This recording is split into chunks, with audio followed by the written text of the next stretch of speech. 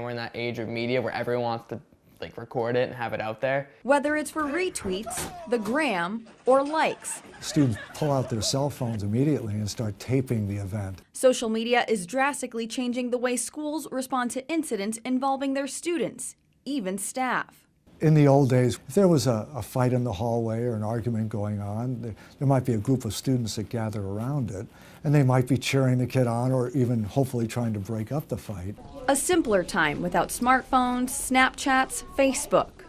Well, normally you'd bring them into the office individually and you'd say, what's going on?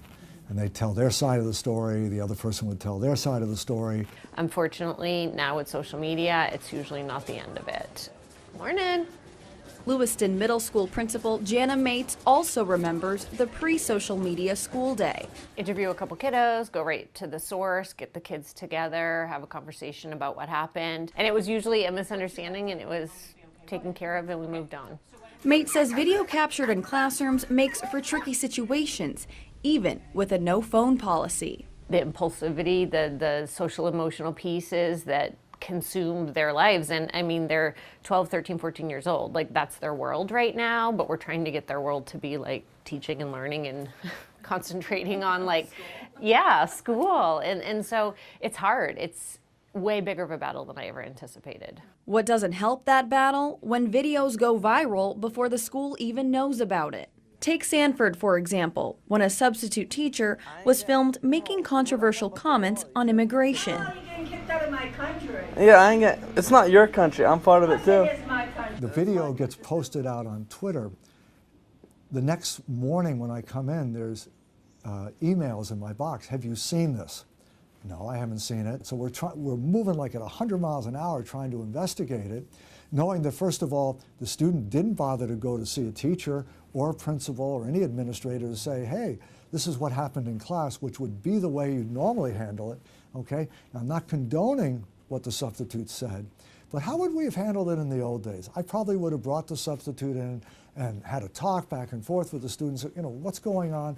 Now what happened was it got out of control. In the next 24, 48 hours, it's usually blowing up. He said, she said, other people are getting involved, families are getting involved, parents, people at schools that don't even attend here. And it just becomes twice as much of an issue than it used to be. The response from parents has also changed in the age of social media. And it's interesting that you say a phone call from a parent. We don't even get those anymore.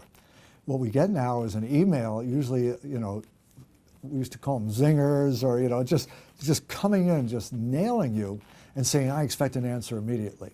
And that's one part of it. You don't even have a chance to investigate. School officials say parents play a bigger role in their kids' social media usage, and they need their support navigating the media waters. I spend 50% of my day talking with students about stuff they wrote about each other on social media at 10, 11 o'clock at night or over the weekend. Times where they're not here at our school, and I really feel like parents should be the ones that are taking a little bit of the ownership for that happening. But it carries over into the school day. It makes the kids not able to focus on their learning, and so it falls under our jurisdiction. Viral videos may be posted for laughs or to prove a point. In any case, it's a violation of privacy, it's a violation of school policy, and yet, students still go ahead and do it. I mean, I think it's just got to be embarrassing for the kid in the school. 18-year-old Connor Mullen knows what it's like to be the subject of a national online conversation.